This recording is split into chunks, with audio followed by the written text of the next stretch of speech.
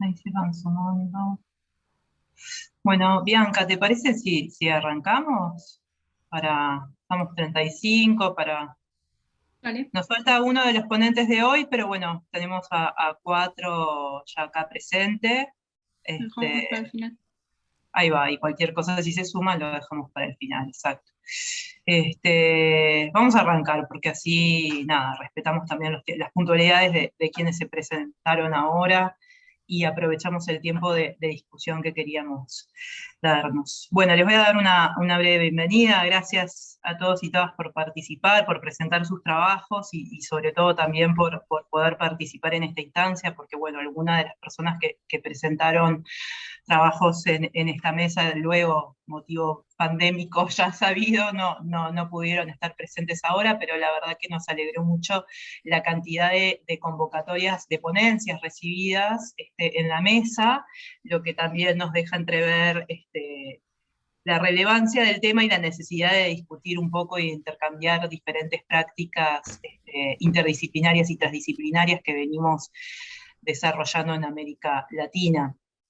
Mi nombre es María Goni Masiteli, soy de la Universidad de la República, y buen día, Asir, y coordino la mesa con Bianca Vieni, que ahora se va a presentar, y Cecilia Hidalgo, que no se encuentra ahora acá, pero es una colega de la Universidad de Buenos Aires, en Argentina, y ahora Bianca se presenta a ella. A mí me resulta interesante, solo quería poner este paréntesis, de que no sé si alguno de ustedes pudo participar en la inauguración del Congreso, pero bueno, ahí mismo en la inauguración se resaltaba, ¿no? Este eje de lo inter y transdisciplinario, y quizás también en este contexto en donde la pandemia ha producido o ha dejado más en evidencia muchos de los problemas complejos y multidimensionales a los cuales nos enfrentamos, y la necesidad de desarrollar e impulsar interdisciplina y transdisciplina, como algo necesario, hacer un esfuerzo desde las universidades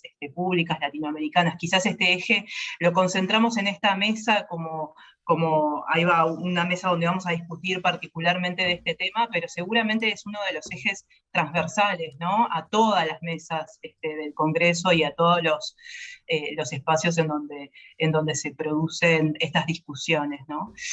Bueno, Bianca, ¿te animás a seguir tú y así va a explicar un poco la dinámica y hacer una breve ¿Cómo no? introducción? Bueno, buenos días para todos, un gusto, como dijo María, gracias por acompañarnos. Voy a hacer una brevísima introducción a la mesa, explicar cómo vamos a funcionar y dar algunas claves de cómo surgió también la idea de esta temática dentro del Congreso. Bueno, como dijo María, estamos en la mesa uno y el título con el cual convocamos era Prácticas interdisciplinarias y transdisciplinarias, haciendo foco en los desafíos y transformaciones presentes. Como dijo María, coordinamos junto a Cecilia Hidalgo esta mesa. Cecilia lamentablemente no es que está ausente, viene en la segunda parte porque nos quedó empalmado, o sea, coincidía con otra presentación que ella tiene, pero va a estar presente en la segunda parte, y esto me sirve también de invitación a quien quiera quedarse luego de estas 2 horas. Tenemos un recreo y después está la sesión número 2 o B de esta mesa, con lo cual quien quiera sumarse es bienvenido. El objetivo de la mesa, para refrescar lo que ya hace como un año atrás habíamos pensado,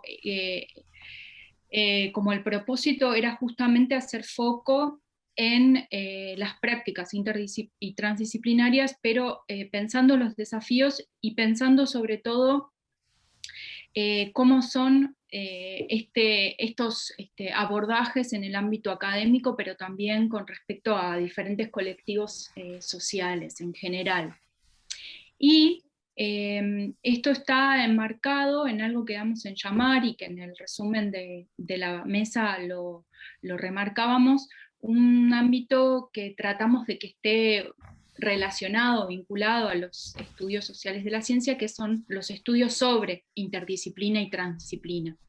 Es un marco que desarrollamos hace unos años, que venimos trabajando con Cecilia y María, pero también que ahora cuento, hay varios de los participantes en el día de la mesa en el día de hoy que también aportan a estos estudios. ¿Qué queremos hacer o por qué consideramos que hay un área que puede ser de alguna manera sistematizada? Lo que nos interesa es, sobre todo, identificar y poner en valor todo un marco teórico y metodológico para poder analizar y para poder reflexionar sobre las prácticas colaborativas inter y transdisciplinarias y toda la gama, digamos, de conceptual, metodológica que querramos meter allí, ¿no? Que hay varios conceptos que también están vinculados. Era un primer objetivo que nos planteamos al tratar también de formular esta mesa. El eje está puesto en América Latina, entonces queremos, bueno, justamente observar la interdisciplina, la transdisciplina, reflexionarla en función de las transformaciones y los problemas que acontecen en nuestra región, pero también con la mirada hacia otras regiones. Perdón, disculpen, metí mal el dedo. O quedó mal, me quedó mal, mal enganchada la animación. Y lo último es sobre esta identificación y sistematización, lo que sí queremos hacer es también, como decía al principio, una puesta en valor, una mirada crítica sobre cómo estas prácticas inter y transdisciplinarias también nos permiten generar, digamos, de alguna manera, políticas públicas que sean de alguna manera multidimensionales y que den cuenta de estas problemáticas, y políticas universitarias o implementaciones en la práctica que tengan una mirada latinoamericana. Con este encuadre es que hace ya 2 años, casi 3, estamos en conjunto trabajando con una serie de investigadores, investigadoras y gente de ONGs, tomadores de decisión de América Latina, en un grupo que se llama Nodos de Estudios sobre Interdisciplina y Transdisciplina. Les dejo ahí la web, es un poco complicada, pero después para quien tenga ganas de sumarse o saber un poco más qué es lo que hacemos, bueno, dejamos abierta la invitación a que se sumen, a aquellos que no forman parte de este nodo. Y como decía, en esta mesa, en el día de hoy vamos a ver varias presentaciones de colegas, bueno, de Natalia, de Claudio, de Pablo, no quiero olvidarme a nadie, de Cecilia, que de alguna manera están aportando a este colectivo que impulsa, como decía, la temática de los estudios sobre inter y transdisciplina, esta sistematización. Y acá les doy algunos ejemplos de publicaciones que hemos hecho en los últimos años. El último de ellos, el libro Encrucijadas, se puede bajar igual que las otras revistas, también a quien le interese después nos escribe por correo y con gusto compartimos este material, pero traía la idea porque, como también vieron probablemente en el resumen de esta mesa, nuestro objetivo final era invitarlos, de ser posible, y a quienes tengan ganas, en hacer una especie de publicación, de dossier, con las ponencias que ustedes están compartiendo en el día de hoy, también con este afán de sistematización y de no solo de, digamos, de publicar, sino también de generar una reflexión en conjunto que pueda enriquecerse con perspectivas que ojalá que se discutan en el día de hoy. En este caso solo traigo una pequeña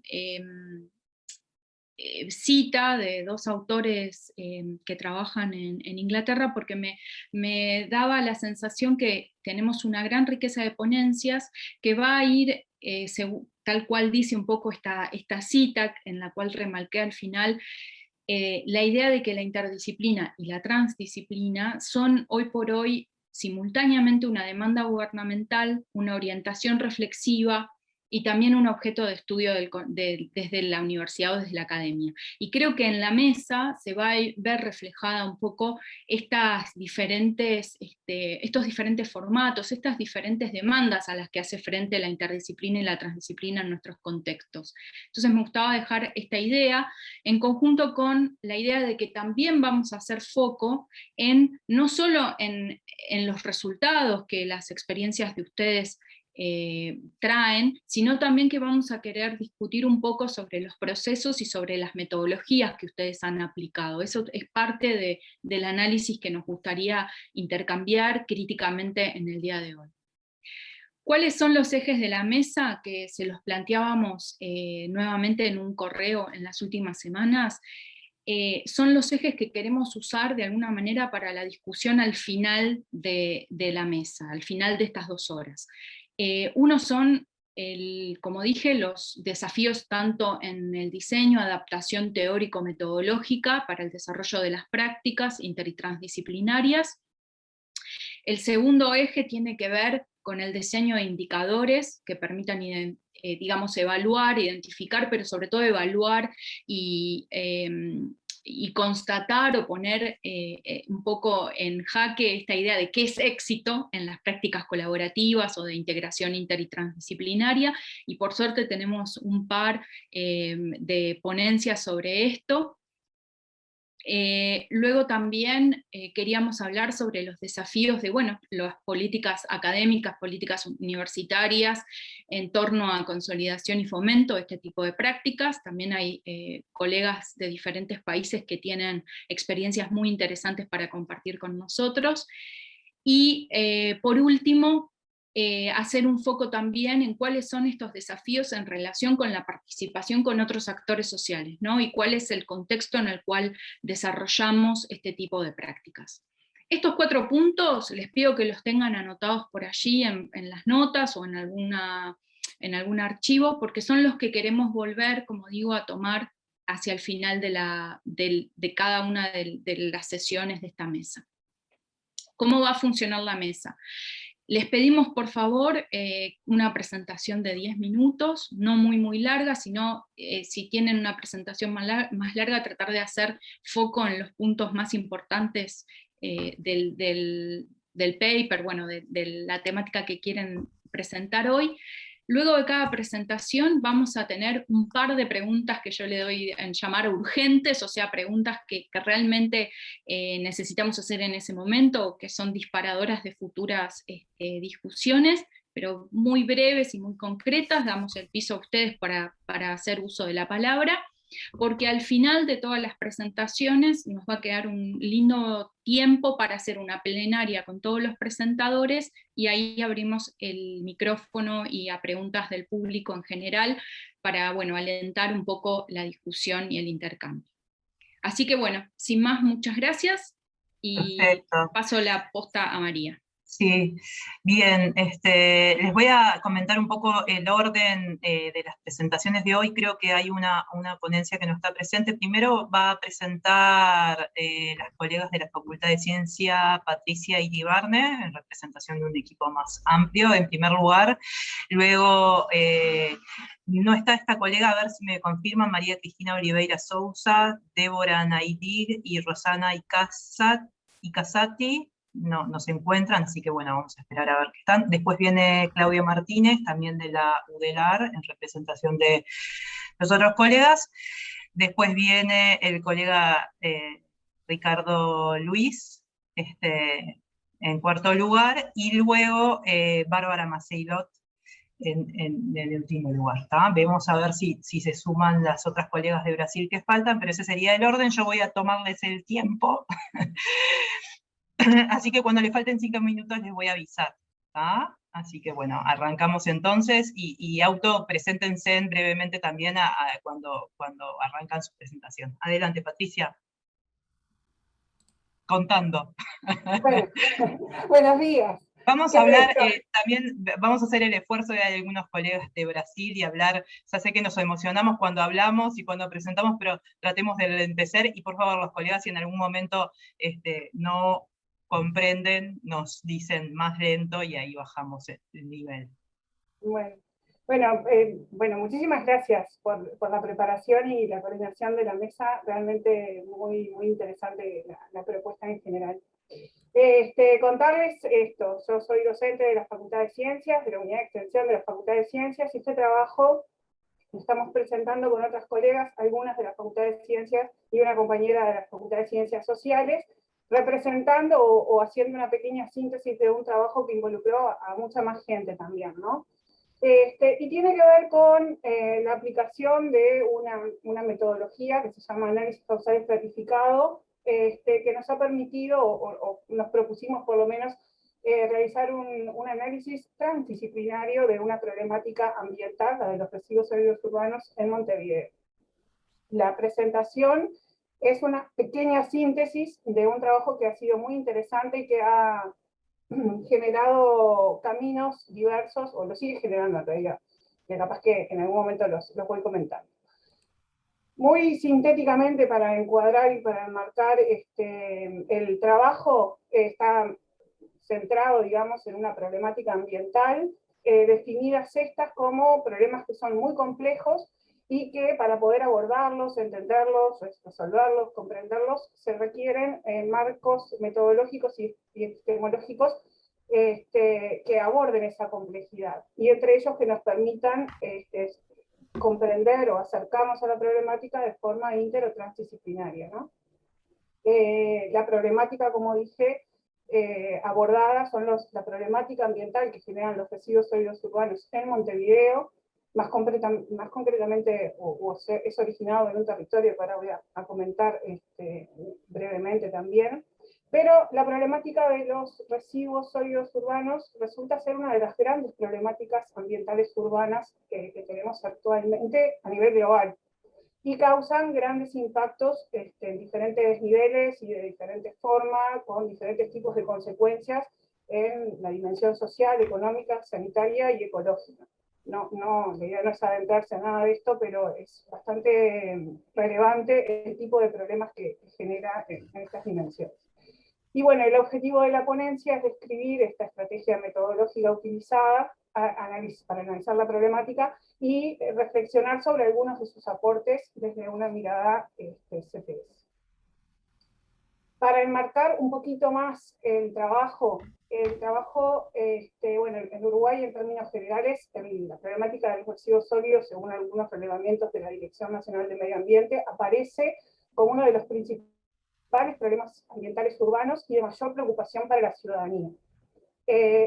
Esta imagen, que es un poquito impactante, es en las cercanías de la Facultad de Ciencias. El edificio que está marcadito así en el círculo rojo es la Facultad de Ciencias, y la imagen es de uno de los basurales endémicos informales que existen en el barrio, que está de forma permanente y no más allá de 100 metros de la facultad. Ese es el punto de la imagen. El barrio donde está la facultad se llama Malvin Norte.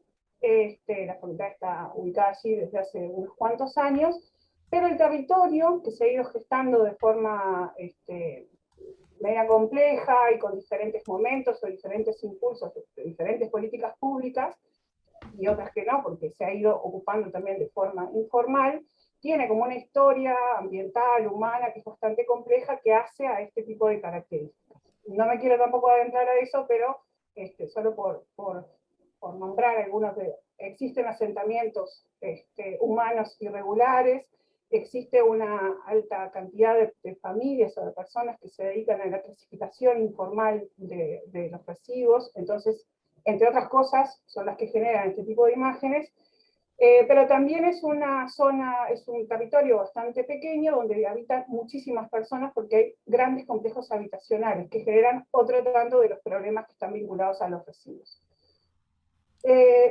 Yo trabajo en la unidad de extensión de la Facultad de Ciencias y desde el año 2016 que aparece esta problemática y la intención de dar algún tipo de respuesta hacia esta problemática junto con otros actores del territorio en la unidad.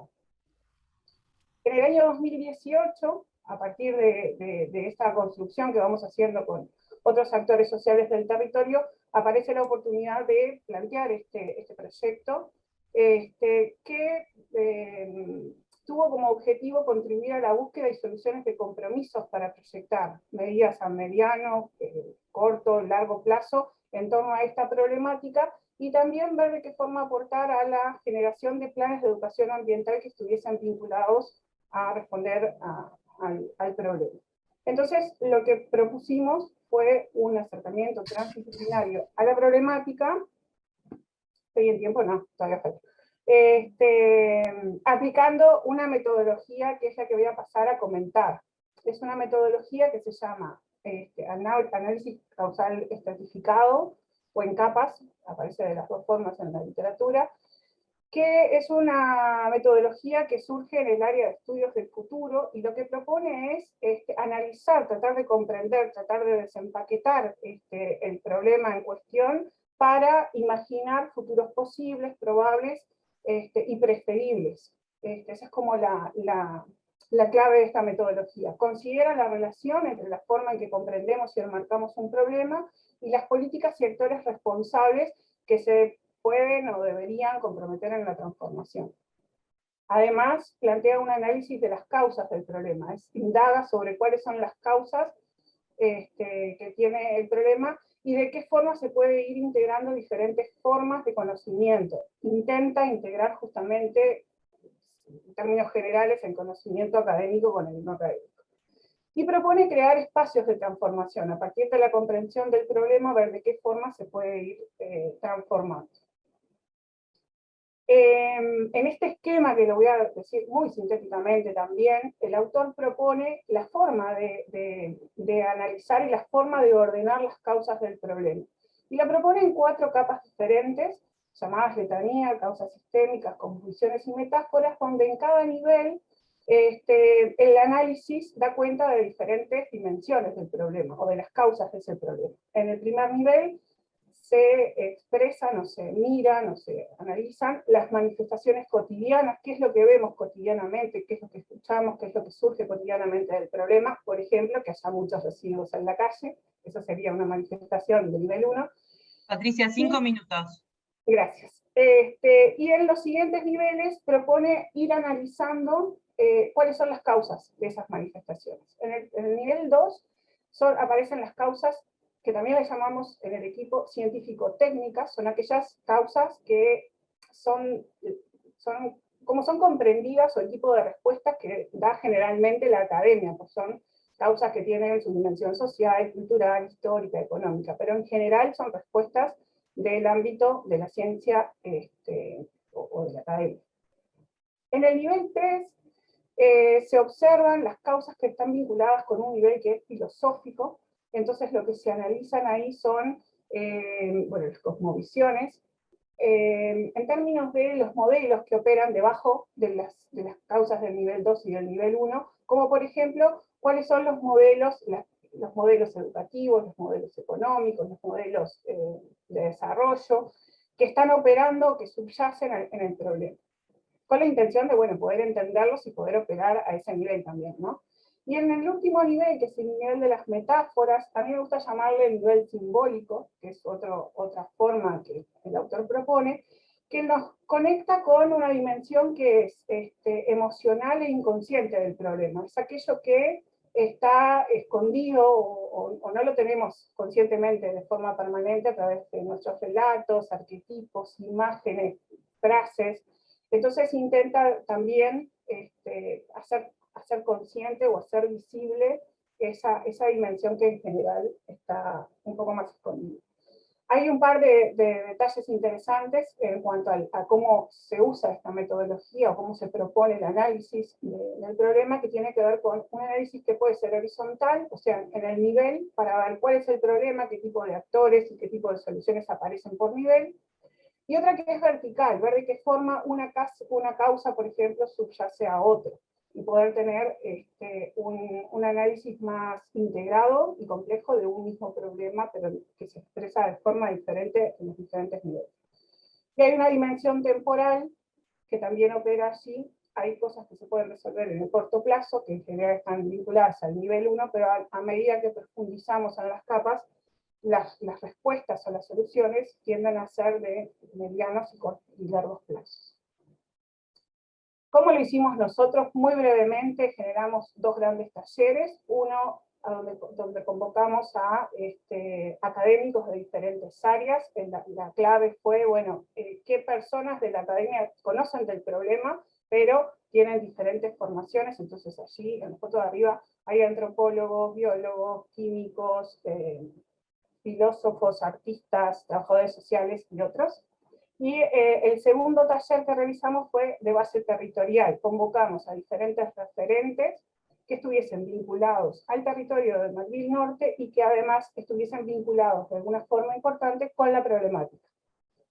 No me detengo en esto, pero podemos volver, porque es bastante interesante la diversidad de opiniones, de visiones y de puntos de vista que aparecieron. Bueno, son más de 60 personas, ¿verdad? Que luego nosotros integramos los resultados de estos dos talleres en un solo trabajo. Y esta es una súper breve síntesis de lo que aparece una vez que analizamos trabajamos en mesas en cada uno de los talleres, las personas pudieron intercambiar y dialogar a lo largo de varias horas siguiendo esta estructura de niveles causales. Y una vez que analizamos lo que sucedió en esas mesas y que pudimos integrar, resulta, y después que lo volvimos a sintetizar, resulta esto. Pero ¿qué se puede ver en esto? ¿Cuáles son aquellos grandes problemas que son identificados visiblemente, cotidianamente? Por ejemplo, la presencia de basuras en las calles, los contenedores desbordados, basurales informales, ineficiencia en la gestión, contaminación, comportamiento inadecuado de las personas. Y si nos ponemos a profundizar en cuáles son las causas de esos problemas, en el nivel científico-técnico aparecen que hay problemas de gestión, en términos de, por ejemplo, ineficiencia en la clasificación de origen. Aparecen problemas que son, causas, perdón, que son socioculturales, otras que son económicas, otras que son políticas, y tenemos una larga lista de, bueno, cómo se expresan, según estas personas, esas causas. Un aspecto que en el equipo nos parece bastante interesante, que es analizar qué sucede en el nivel 3, en este nivel de cosmovisiones. Esto está vinculado a, bueno, cómo se conceptualiza la propia idea de residuo, que es, algunos le llaman basura, residuos, desechos, conceptualmente no es lo mismo, pero a veces se nombra de la misma forma.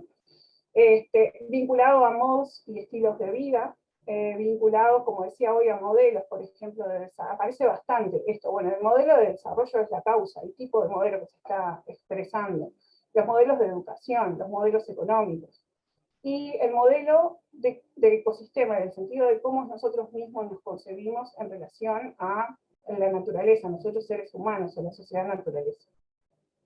Y luego algunas metáforas o frases que aparecen en la dimensión simbólica, como que está instalada la idea de, bueno, usar y tirar, como que es algo que está bien, ¿no? O por lo menos que está aceptado. ¿Cuánto tenés, cuánto valés? La comodidad es felicidad. Y no sigo por ahí me quedan solo 2 diapos. De todo este proceso... Bien breve, Patricia, gracias. Breve. Sí. Sí. De todo este proceso destacamos para hoy algunos aspectos metodológicos y epistemológicos. Por ejemplo, que el intercambio posibilitó reflexionar sobre la forma actual de abordar los problemas complejos y sobre el rol de la ciencia y la tecnología, en términos de, bueno, se analizan de forma fragmentada algunos problemas, o hay visiones que son fragmentadas. Se señaló que el conocimiento científico es solo una forma más de ver y analizar la realidad, entonces hay como una legitimación de que existen otros tipos de saberes que son relevantes, y una clave para nosotros ha sido la facilitación del proceso. Todas las mesas en las que trabajamos tuvieron un rol definido de facilitación, que tampoco me detengo en eso, pero nos parece bastante interesante porque asegura el intercambio, asegura que todas las voces estén representadas y asegura que el diálogo sea constructivo en cada una de las instancias. Y por último, vemos que bueno, los problemas que generan los residuos se han expresado de forma diferente en cada nivel causal, y eso también parece que es interesante poder profundizar en ello. De hecho, yo estoy haciendo mi tesis de maestría tratando de profundizar en este tipo de aspectos. El CLA demostró la capacidad de incorporar los conocimientos de diversas disciplinas y de diferentes formas de saberes en los diferentes niveles causales. Ha habido un énfasis a lo largo de todo el trabajo de la importancia del conocimiento que traen los clasificadores, los cuales estuvieron presentes en el CLA territorial, y vemos la potencialidad que tiene el proyecto CLA o este tipo de procesos como plataformas de formación integral. Permitió integrar o generar procesos de enseñanza e investigación en diferentes etapas de formación a partir de un proyecto de investigación y extensión. Y esto también es un elemento que nos parece interesante, la propia idea o importancia de redimensionar lo que son los procesos de extensión y la potencialidad que tienen para generar procesos integrales, ¿no? Y bueno, esto por ahí. Muchas gracias, Patricia. Muy interesante. En relación a esto último, ahí mencionabas en las diapos, ¿no? Fue un proyecto impulsado en el marco de una propuesta de extensión universitaria, ¿no? Y ahí entonces se despliega la integralidad de las funciones. Sí, de hecho, no quiero acaparar con esto, lo podemos traer luego, pero es una construcción de demanda. Previo a esto hay 2 años de trabajo, por ejemplo, Claro. desde la unidad de extensión con diferentes actores, y el proyecto en sí mismo fue financiado por la sectorial de extensión. Entonces, Sí. es como una forma diferente de poder encarar algunos problemas. Sí. No, pero bueno, es muy interesante también en relación a lo que planteas de la aplicación de esta herramienta metodológica particular como un desafío para el desarrollo de las prácticas inter y transdisciplinarias participativas, ¿no?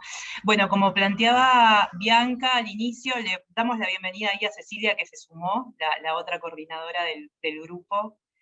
Gracias, Cecilia. Y como planteaba Bianca, no sé si tienen algunas preguntas específicas para esta ponencia.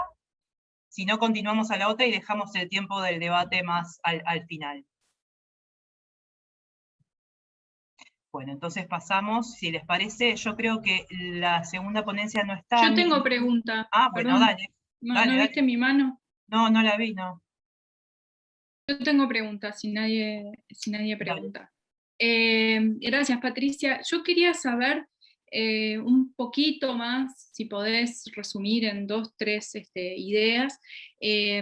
Vos planteaste al inicio de tu presentación que esta metodología sobre todo tiende a la integración de diferentes formas de conocimiento, y después al final también como resultado enfatizaste eso, la integración de diferentes saberes y conocimientos. ¿Cómo, en lo concreto, cómo hicieron para que desde estos 2 talleres que hicieron, no sé, integran esos saberes, esos conocimientos, y después, bueno, imagino que produjeron esa tabla que nos mostraste?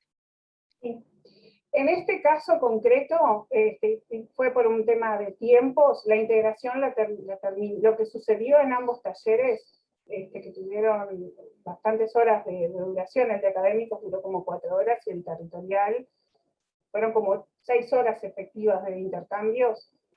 Lo que hicimos fue disponer a los participantes en diferentes mesas.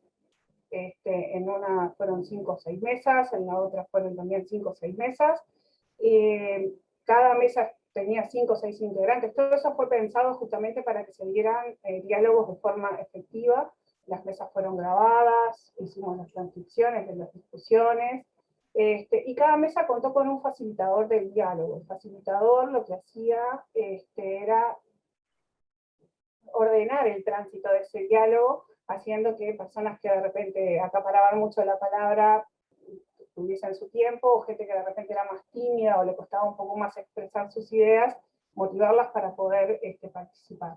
Entonces, eso fue un elemento que me parece que es interesante, poder, en todas las mesas seguimos la estructura de clase, analizaron primero los problemas y luego fuimos nivel por nivel.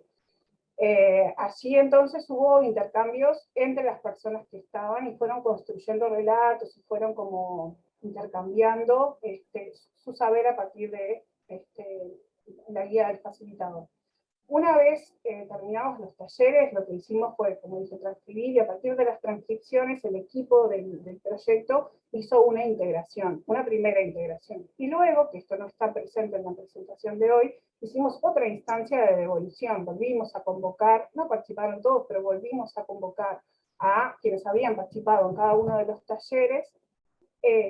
Hicimos una devolución de los resultados y se siguió reflexionando cómo poder avanzar. Y tenemos algunas ideas muy interesantes que salen de esa otra instancia. De hecho, la territorial se hizo con una técnica de mapeo participativo, donde pudimos mapear lugares donde se sientan los problemas en Malvin Norte, y además proponer posibilidades de transformación. Eso no está presente hoy en el trabajo, pero es como una segunda parte que tiene esta etapa.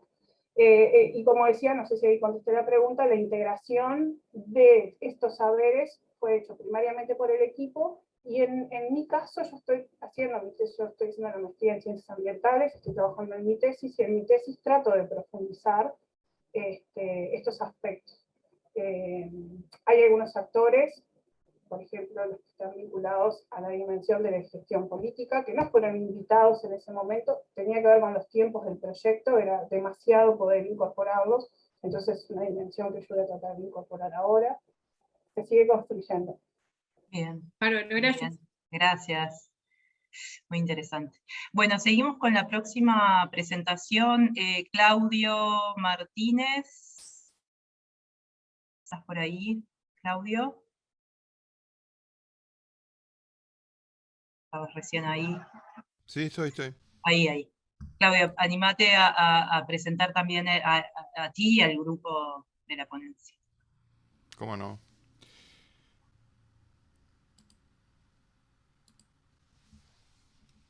No, esa no es. Ya te pasó. Ojo, no presentemos nada que no querramos. Las dos dicen lo mismo ahí. Bueno, antes que nada, buenos días a quienes no saludé, a todas y todos. Muchas gracias por el armado de esta mesa tan interesante, tan necesaria además.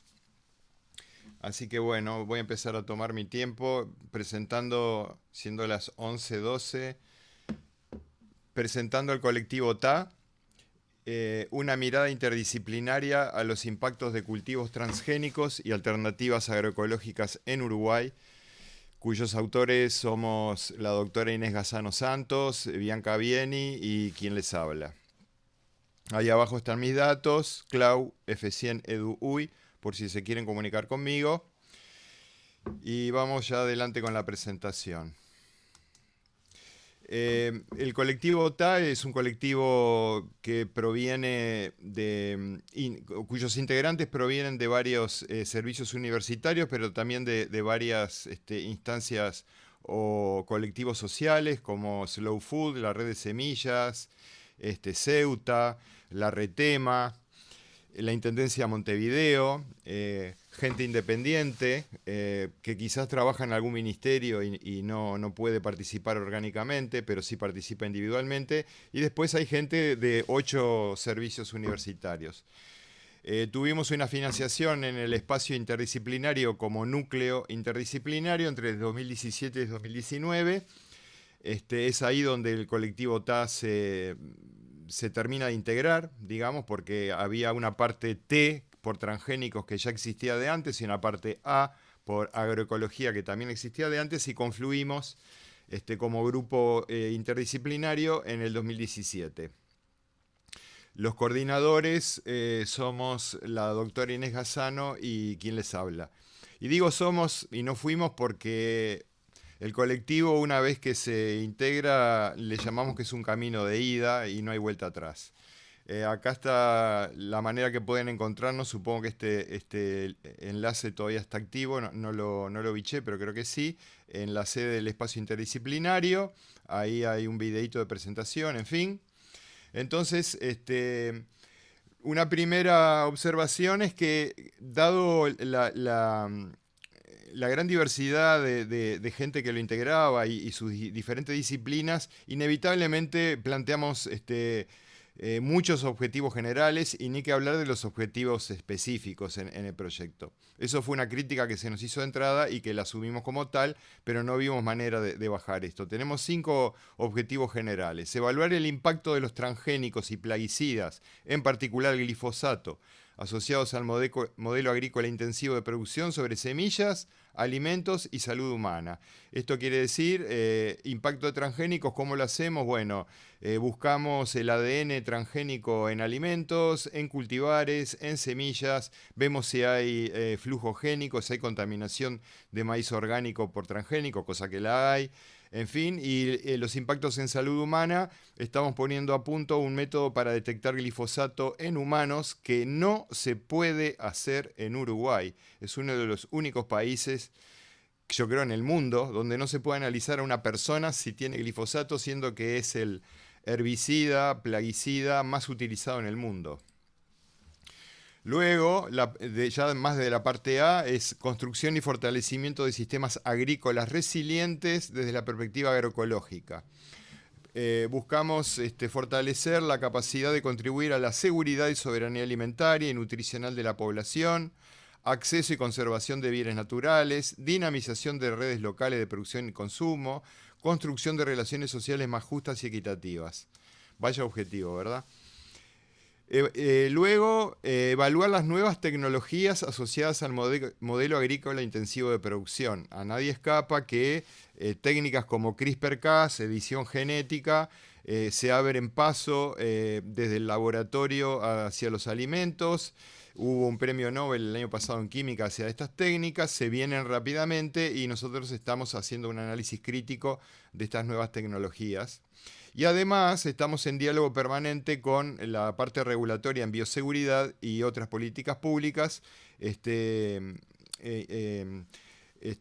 dando insumos para políticas en tal sentido.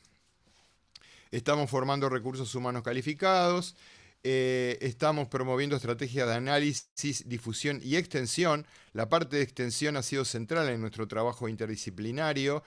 De hecho, haciendo una revisión digamos, de los hitos o productos generados, vemos que siempre la parte de diálogo con la sociedad fue preponderante y muchas veces marcó nuestra agenda de investigación y nuestra agenda de trabajo. Voy a poner un ejemplo.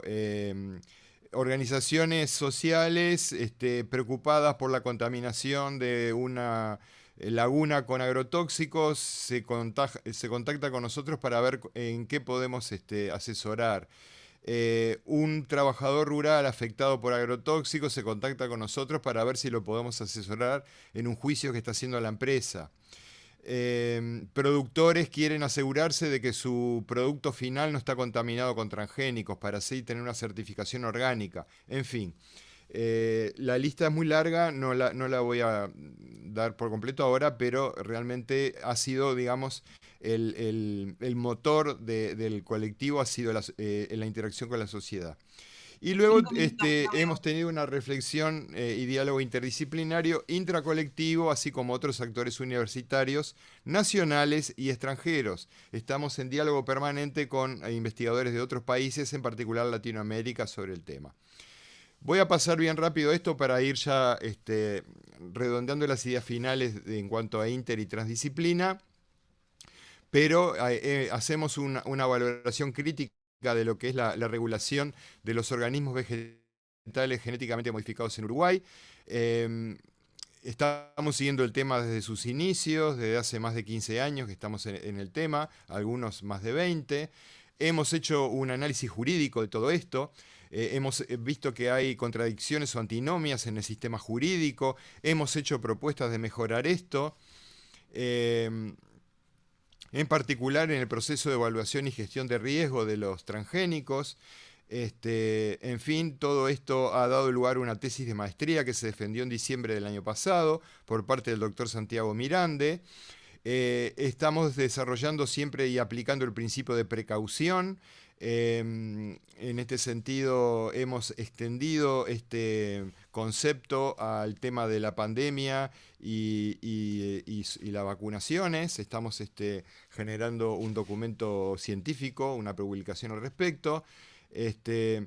Entonces hemos participado en decretos departamentales de etiquetado de alimentos, en restricciones de uso de agrotóxicos, formación de recursos humanos, seminarios, publicaciones, presentaciones en congresos, informes técnicos, muchas asesorías, presentaciones en foros sociales y educativos, una cantidad, organización de cursos y jornadas académicas y el análisis interdisciplinario, que eso siempre está en construcción. Como hito, simplemente mencionar una jornada que se hizo en el Parlamento Nacional en 2018 sobre impactos y análisis de plaguicidas en humanos en Uruguay, donde vino gente de ponentes de Brasil, Argentina y hubo también nacionales.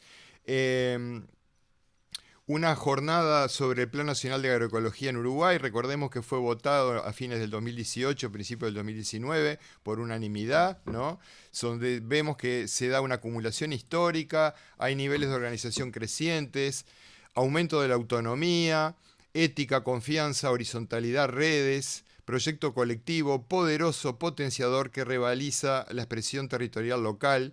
Este Plan Nacional de Agroecología ofrece soluciones y eso creo que es muy importante destacarlo. No es simplemente una visión crítica, sino que ofrece soluciones para una alimentación, soberanía alimentaria, una alimentación saludable, en fin, podemos charlar más de eso después.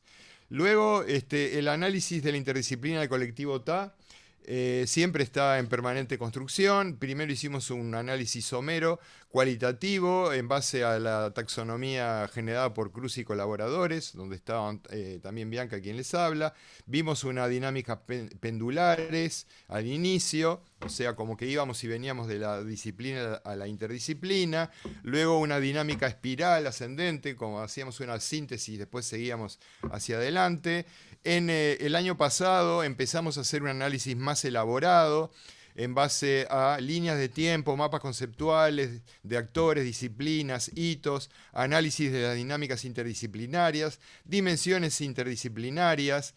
Con Bianca y con Juan Manuel, este trabajo se interrumpió debido a la pandemia, pero aún así se organizó el Congreso de Agroecología en el 2020. Más de 1000 exposiciones, 1500 inscriptos, fue un éxito.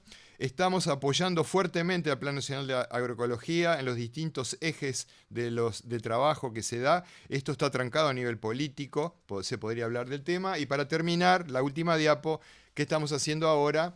Apoyando el Plan Nacional de Agroecología en el mejoramiento de semillas. Se va a culminar una tesis de maestría glifosato en orina.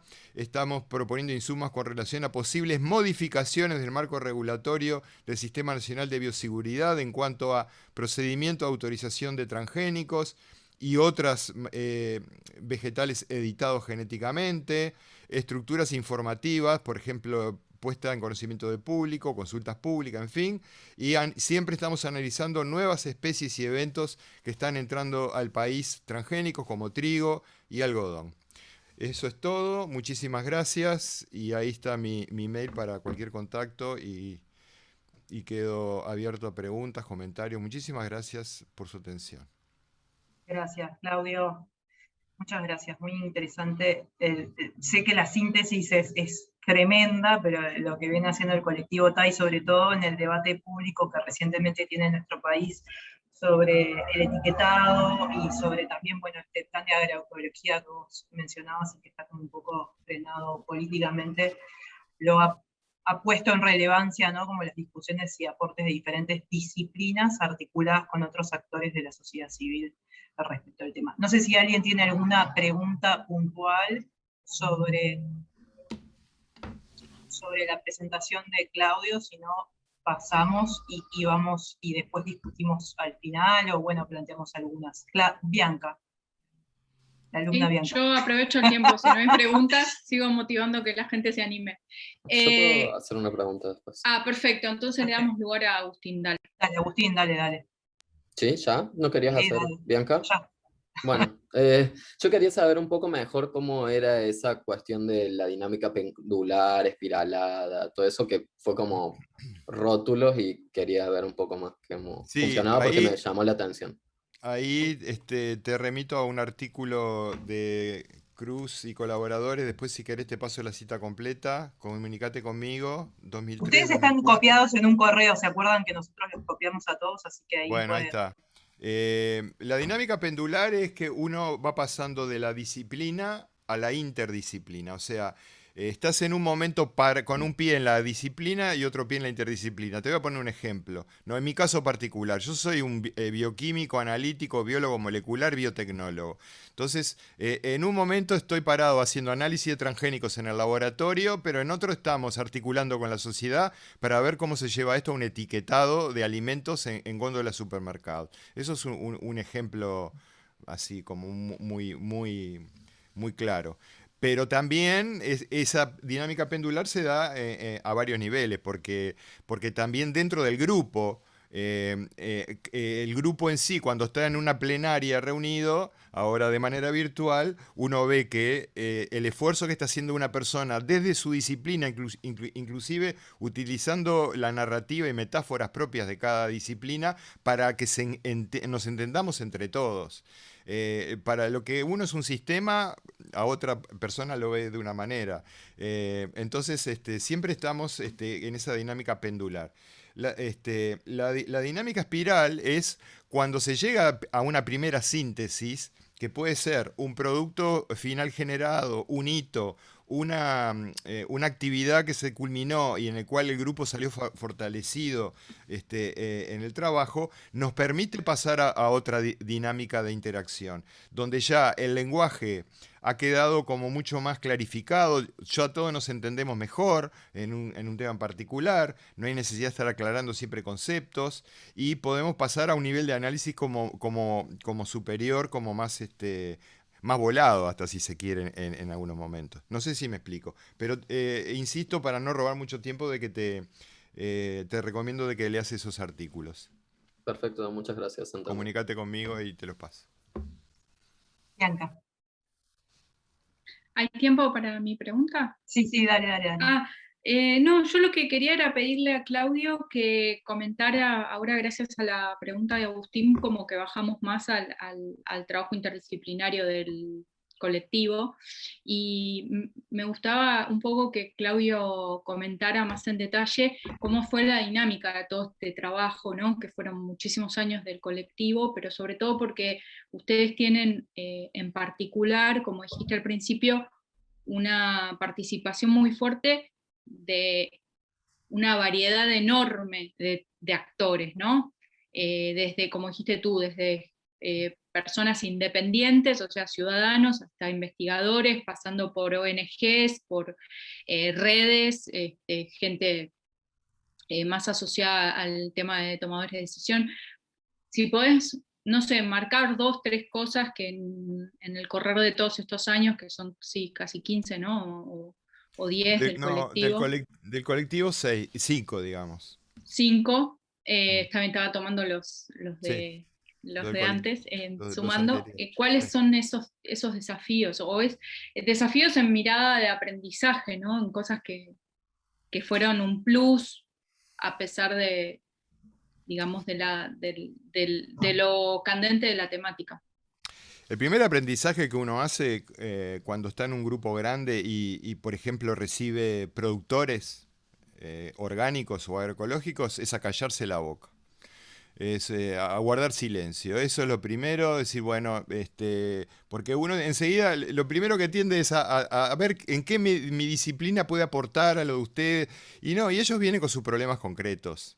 ¿Tá? Queremos una solución para tal cosa, ¿viste? Entonces lo primero es a escuchar.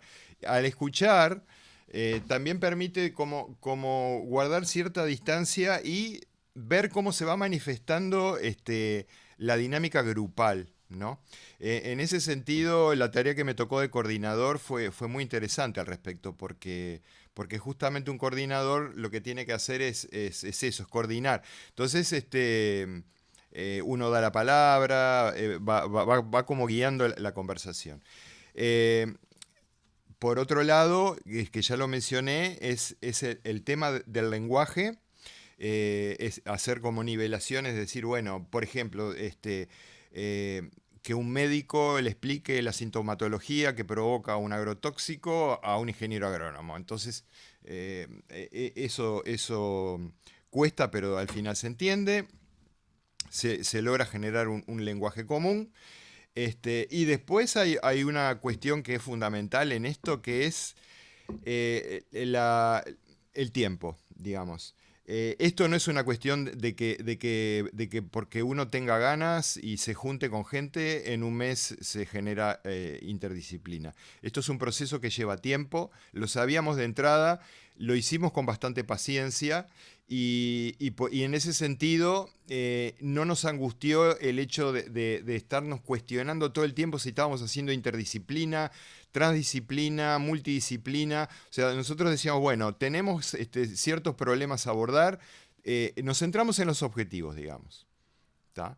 Fue una cuestión como muy pragmática en ese sentido. Es un colectivo muy pragmático. Tenemos estos temas para solucionar. Muchas veces lo urgente le sacaba tiempo a lo importante. Eso también pasó. Estamos trabajando en una dinámica, en un problema que es muy dinámico y donde hay novedades prácticamente todos los meses. Estamos respondiendo a problemas sociales en los cuales, utilizando una metáfora, apagando incendios. ¿Tá? O sea, de repente aparece algo que es crítico y tenemos que dar una respuesta. Muchas veces no la tenemos, entonces es un trabajo más bien de contención, de que la sociedad por lo menos tenga un espacio académico donde poder volcar sus inquietudes. Eso es importantísimo. La sociedad se siente como muy desvalida y ve al científico como por allá arriba. En este tema del COVID quedó claramente eso patente, por lo bueno y por lo malo, ¿tá? Porque también se generó una distancia tremenda entre los expertos y la sociedad, pero acá justamente lo que nosotros buscábamos era recibir a la gente con el problema que fuera, y teníamos dedicado en las reuniones, que eran básicamente quincenales o a veces mensuales, un espacio solo para que viniera gente a aportar sus problemáticas. A veces le podíamos dar cabida, a veces no. Por ejemplo, algo que tenemos pendiente, que es un trabajo claramente interdisciplinario, yo le diría a esta altura transdisciplinario, es hacer un protocolo de denuncia y actuación ante un caso de intoxicación o contaminación por agrotóxicos. No lo hay. La gente dice, creo que me contaminaron el curso de agua. No sabemos bien cómo responder, porque los laboratorios oficiales no dan respuestas, los laboratorios privados cobran carísimo, algunos lo hacen, otros no. El sistema médico no nos ha dado una respuesta muy... Todo lo ágil y abarcativa que debería ser. Entonces, bueno, digamos, las preguntas que tú hiciste, Bianca, que son muy pertinentes, yo diría, para pasar línea, que están en permanente construcción. No tenemos respuestas así definitivas de haber resuelto esto o lo otro de alguna manera. No tenemos una receta. Bien, muchas gracias, Claudio, muy interesante. Pasamos a la próxima presentación de Ricardo Luis.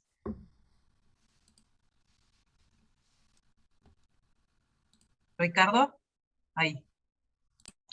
Sí, estoy aquí. Voy a compartir mi pantalla. Perfecto. Solo un rato.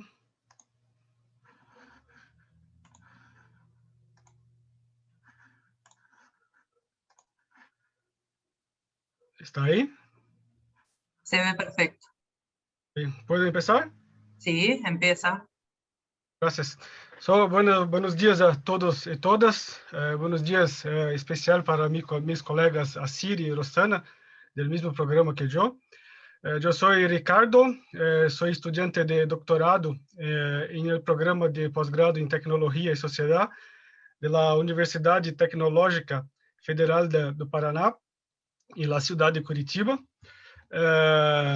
Este trabajo, esta ponencia es un trabajo hecho por mí y por mi directora de tesis, profesora Maclóvia Correa da Silva. El título es Abordaje interdisciplinar como necesidad. El caso de producción de yerba mate y desarrollo territorial en el estado de Paraná, Brasil. Bueno, esta ponencia fue pensada en la época de las inscripciones para el Exocite LALIX. En este año que pasó, mucha cosa ha cambiado, ¿no? Hay cosas que están mejores ahora porque aunque aún sea una parte de mi investigación y para mi tesis de doctorado, que está en curso, en este año que pasó pude tener contacto con más cosas, con más abordajes, y que aporté ahí en esta investigación. Bueno, voy a pasar muy depresa en esta primera parte. Yo estoy hablando de una planta de yerba mate que es una planta nativa de ecosistemas del sur de Brasil, de una parte de territorio de Argentina y una parte de territorio de Paraguay. É uma planta que é muito consumida em forma de bebida, además destes 3 países em Uruguai. Os uruguaios proporcionalmente são os que mais consumem, os que mais tomam yerba mate. Está aí Maria tomando ahorita. Además desses 4 países, também Chile, Bolívia, tem consumo significativo, e outros países, obviamente, de América Latina e o mundo também consome mate nesta forma que estamos mirando aí. E dessas tradições desperta interesse no mercado, como esta grande companhia Coca-Cola, que ha comprado uma empresa brasileira embotechadora de uma bebida hecha com yerba mate, esta empresa Mate Leão. E isso está ligado a um interesse não só de Coca-Cola, mas de outras empresas que também estão interessadas em um mercado global que tem a expectativa de alcançar quase 82 mil milhões de dólares por ano 2027. Então, é um mercado muito grande, não? Que se pode aceder e que se pode conquistar a partir desta economia. Aqui alguns números acerca de produção. Não vou tentar, mas o que quero dizer aqui é que, em caso de Brasil, que juntamente com a Argentina são os países que mais cultivam yerba mate, e aqui em Brasil, o estado do Paraná é a porção de território onde há mais produção de yerba mate. E quando eu falo do estado do Paraná, falo de uma maneira majoritária deste território Vale del Iguaçu, que é a região onde eu hago minha investigação. E esta região, assim como outras regiões onde se produz yerba mate, não somente produz yerba mate, há produções de outras commodities, como tabaco, maíz, como soja. Outro ponto que chama atenção é as características das propriedades rurais que produzem yerba mate. A maioria são propriedades são fincas pequenas de produção de escala familiar, não? E aqui dos modos principais de cultivo de yerba mate, o que chamamos de sombreado, que é onde está a agricultura familiar, e Barra del Sol, que principalmente em Argentina se produz dessa maneira, com tecnologia intensiva, não? E aqui uma comparação da produção de yerba mate com commodities como soja e maíz, por exemplo, em grandes fincas, mientras que a produção de yerba mate sombreada é sempre em agricultura familiar. Aqui outra característica, e aqui chama atenção, a relação, quando chamamos sombreado, é a yerba mate plantada bajo a sombra hecha por árboles nativos de um ecossistema ameaçado, o bosque de araucária, não? Que a araucária é este árbol aqui, que tem uma forma de braços abertos em sua copa, e bajo estes árboles que se planta yerba mate. Então, há aí uma relação muito intensa, muito profunda, de plantações de cultivos de yerba mate com áreas remanescentes de este ecossistema. Aqui está um exemplo em dos municípios da região, desta proximidade de cultivo de yerba mate com áreas remanescentes, que são estas áreas com verde mais escuro.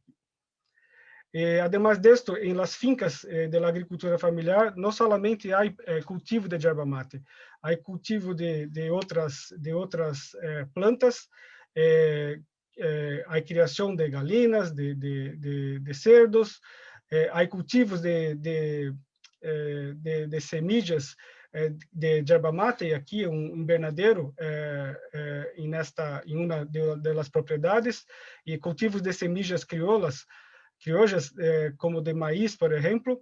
Então, há aí um cuidado muito intenso em las fincas, e não só produzir, e não só cultivar, mas também experimentar. Então, há aí uma manifestação muito grande de tecnologias sociais, de intercâmbios de conhecimento entre os produtores para tanto aprender quanto elegir e melhorar a qualidade de semillas. um âmbito de tecnologia social, não sem participação, neste caso, de tecnologia, de la tecnociência convencional. Então, 5 minutos, Ricardo. Ok, graças. E essas fincas familiares, sobretudo, têm aí outros modos de trabalhar e outros ritmos de vida. Então, não há um controle maior sobre a distribuição de trabalho durante o dia. Então, todos os dias, os agricultores fazem 2 paros, por la manhã e por la tarde, para tomar su mate e para reflexionar sobre o que passa em la produção e para intercâmbio de conhecimento com outros produtores também. Então, esta é a realidade de la maior parte de los agricultores que produzem yerba mate de escala familiar, e é onde viene la maior parte de produção de yerba mate no estado de Paraná, com estas características. E aí por outro lado, uma realidade posta de interesse de grandes companhias de utilizar cada vez mais a yerba mate para produzir bebidas em forma de refrescos, em forma de energéticos, e sempre bebidas produzidas, industrializadas por grandes companhias, sobretudo companhias multinacionais. E como que atuam agricultores, governos e empresas para generar este desenvolvimento? Então, há aqui exemplo de la tecnociência impulsada por ações governamentais e políticas públicas que estimulam empresas públicas, a investigação e desenvolvimento a partir de empresas públicas para produzir esse tipo de plantio de yerba mate. Então, é totalmente distinto da heterogeneidade que observamos em la agricultura familiar, não? E neste contexto, meu interesse de investigação é investigar esta atividade econômica com estas realidades da tecnociência convencional, da tecnologia social da agricultura familiar, como isto se comporta ante o território e o desenvolvimento desse território.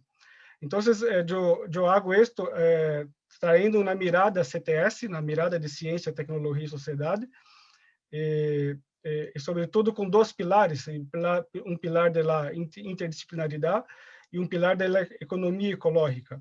Então, o pilar da interdisciplinaridade me permite elegir de modo deliberado para descobrir, para descortinar a tecnociência em el território, permite o desenho para analisar programas governamentais e políticas públicas, revelar influências e agências como a hegemonia intentada pela política técnico-científica convencional e a resistência por parte das tecnologias sociais. E também, además disto, esta mirada interdisciplinar pede visões e análises complementares ao considerar os aspectos ambientais da região, e para isso eu hago traindo a economia ecológica. E a economia ecológica, por sua vez, permite o desenho para questionar o padrão econômico atual e analisar a lei de entropia e caracterizar o metabolismo social e o metabolismo rural neste contexto. Eu hago isto especialmente nesta maneira aqui, não? Dentro do conceito da lei de entropia ou da segunda lei da termodinâmica, o metabolismo rural é um metabolismo que genera menos resíduos, genera menos impactos ambientais. E, por sua vez, há uma concentração em la apropriação de los recursos naturais, e este ponto é um ponto que hace um casamento bem hecho entre o conceito de tecnologia social com este conceito de economia ecológica, porque se aqui há um uso mais intenso de los recursos naturais, por sua vez vai generar un residuo, una excreción menor, y eso se hace, este círculo, este proceso aquí, se hace gracias a mecanismos de la tecnología social de estos agricultores familiares. Entonces, mi interés en la interdisciplinaridad está aquí en este circuito, ¿no? Investigar cómo se pasa esta apropiación desde el punto de vista de la tecnología social y desde también el punto de vista de la economía ecológica, bajo este concepto de metabolismo rural. Entonces, como considerações finais, esse enfoque interdisciplinário oferece mais possibilidades para abordar questões complexas, permite uma construção de marco analítico e, desde uma perspectiva específica dos estudos ciência, tecnologia e sociedade, se complementa com outros campos interdisciplinários, como a economia ecológica. E as relações entre CTS e metabolismo rural se tiene la intersección en los 5 procesos del metabolismo social, especialmente el proceso de la apropiación. A las referencias principales que tengo en mi trabajo, y gracias por la atención. No sé si estoy en el tiempo, ¿está de acuerdo? Perfecto en el tiempo, muchas gracias, Ricardo. Sí, perfecto. Muy interesante. No sé si hay alguien que quiera hacer algún comentario específico o alguna pregunta puntual al trabajo que presentó Ricardo. Sobre todo, es interesante ver cómo esta polinización, ¿no?, cruzada entre estos dos marcos conceptuales, ¿no?, de la economía ecológica, de las tecnologías sociales, que también los dos son interdisciplinarios. O sea, me pareció muy interesante. Una pregunta, mi nombre es Alexis Mercado, muy rápido. Sí, Alexis.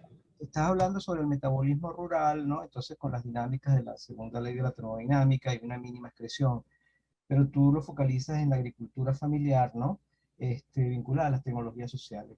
¿Dónde queda el agrobusiness, ¿no?, que es responsable de, digamos, un porcentaje muy importante, hablando en términos del PIB de la agricultura, pero, o sea, entra dentro de esa dinámica rural?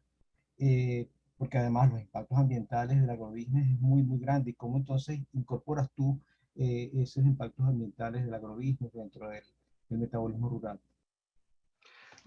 Gracias por su pregunta, Alexis. La incorporación que yo hago en este trabajo es una incorporación de mirar el agrobusiness de una manera crítica y de comparar lo que es más importante para el desarrollo territorial.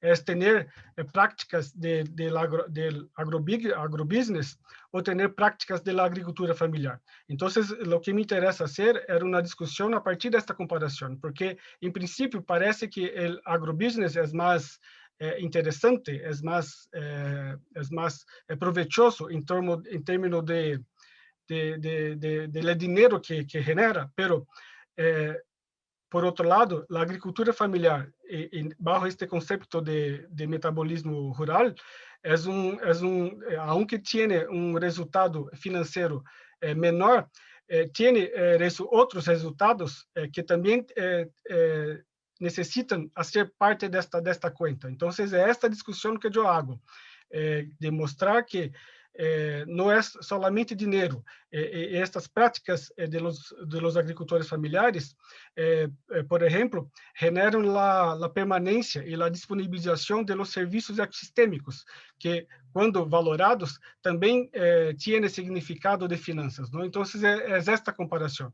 Y lo que intento yo hacer es mostrar que hay limitaciones de este planteamiento del agronegócio. Además de esto, en caso de yerba mate, bajo este concepto que estoy hablando, es también intención, y tal vez esto puede ser una política pública, es una intención de fortalecer o de fortalecer la resistencia de los agricultores familiares, especialmente estos que producen yerba mate, para que sus modos de producción no se cambien para el modelo de agronegócio. Lo que pasa con este ejemplo que pasé rápidamente de la tecnociencia con esta pesquisa que es hecha por una empresa de investigación pública, que es Embrapa, por trás disso, há aí uma intenção de fazer plantios de yerba mate homogêneos. Então, incluso eles trabalham com desenvolvimento de cultivares, com desenvolvimento de outras variedades de yerba mate, com uma intenção de se aproximar ao máximo possível desta homogeneidade, não? Que se parece muito com o que se passa em agronegócio, em agribusiness. No sé si respondí su pregunta. Sí, gracias. Solo una apreciación, ¿no? El caso de Embrapa es como, paradójicamente, la tecnociencia termina fortaleciendo el perfil de explotación primario de América Latina. Gracias. Exactamente, exactamente. Embrapa es la empresa brasileña asociada al Ministerio de Agricultura y es la gran responsable por la revolución verde que pasó acá en Brasil, ¿no? Entonces, ustedes en sus países tienen correspondiente a Embrapa asociados a gobiernos de sus países. Lo que es importante también decir es que cuando miramos el conjunto de investigaciones que hace Embrapa acerca de yerba mate, la mayor parte, más de 90%, es este tipo de investigación, a este tipo de tecnociencia. Pero también hay gente, investigador dentro de Embrapa, que hace una investigación más sencilla, más próxima de los agricultores familiares y de los modos tradicionales, agroecológicos, agroflorestales de producir yerba mate. Gracias, Ricardo. Creo que Cecilia, no sé si vos querías mencionar algo. Sí, Ricardo, muchas gracias por la presentación. Yo lo que quería, si me podés aclarar, es esa perspectiva interdisciplinaria. Ustedes la llevan como un enfoque propio, es decir, vos te pones en posición interdisciplinaria, pero no es que estés integrando un equipo en el que haya distintas perspectivas, digamos, está esa voluntad de integrar, como decía María, los estudios de CTS por un lado, o la economía ecológica, que ya de por sí son interdisciplinarias, pero como marcos conceptuales. No sé si podés expandirte un poquito en ese punto. Gracias, profesora Cecilia, por su pregunta, muy oportuna y muy pertinente. Bueno, sí, en primer lugar, hay ahí una perspectiva de un investigador solo trabajando, entonces este abordaje interdisciplinar, en un primer plano, estoy haciendo yo cuando hago esta investigación. Y como parte de la investigación, el trabajo de conceptos, la construcción de categoría de análisis y la propia análisis, ¿no? Entonces hay ahí una gran parte, bueno, casi toda la investigación hecha bajo esta manera.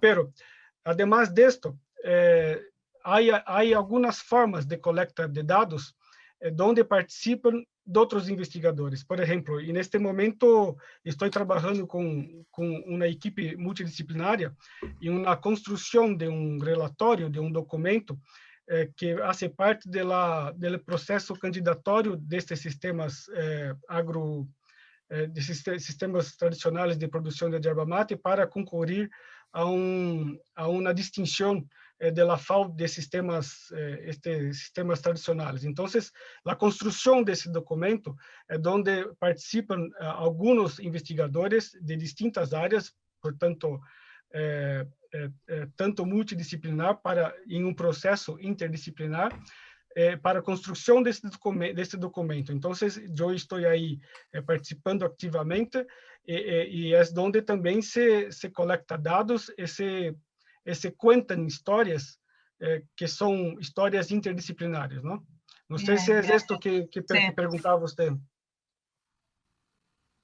Sí, gracias, Ricardo, gracias. Claudia, vos me estás pidiendo la palabra, pero me dejas, te lo dejo ahí apuntado, puede ser, y pasamos a la última presentación. Sí, cómo no, no hay problema, dale. Muchas gracias. Yo solamente quiero confirmar de que no esté presente María Cristina Oliveira Sousa, Débora Naidid y Rosana Icazati. parece que no, porque no los veo, pero por las dudas si tienen otro usuario, y pasamos entonces a la presentación de Bárbara, que sería la última de ellas. Bien. Bueno, buenos días, hola a todos y a todas. Hola Bárbara, qué bueno verte acá. Igualmente, igualmente. Un gusto. Bueno, yo voy a presentar lo que sería un adelanto de un capítulo de mi tesis de maestría en investigación en ciencias sociales. Mi interés principal en la investigación madre de la cual da cuenta esta experiencia es respecto de procesos de comunicación de la ciencia, dentro de lo cual la coproducción de conocimientos transdisciplinaria para mí encontró un lugar bastante especial y muy relevante. Pensaba en relación a lo que decía Claudio Martínez, desarticulación que se da entre la producción científica y otros actores. Hay un dato muy relevante de la encuesta de percepción pública de la ciencia realizada en Argentina por el Ministerio de Ciencia y Técnica en 2015, que indica que el 70% de la población no puede identificar ningún organismo de ciencia y técnica, aún incluso aquellos formados en universidades públicas, no los identifican como espacios de producción de conocimiento. Esto siguiendo a Karina Cortázar, que plantea que dificulta mucho pensar que puedan incorporarlos como espacios para resolver problemas que se le presentan, y también, al no reconocerlos, cómo es posible que la sociedad presente demandas efectivas que permitan democratizar las agendas de investigación.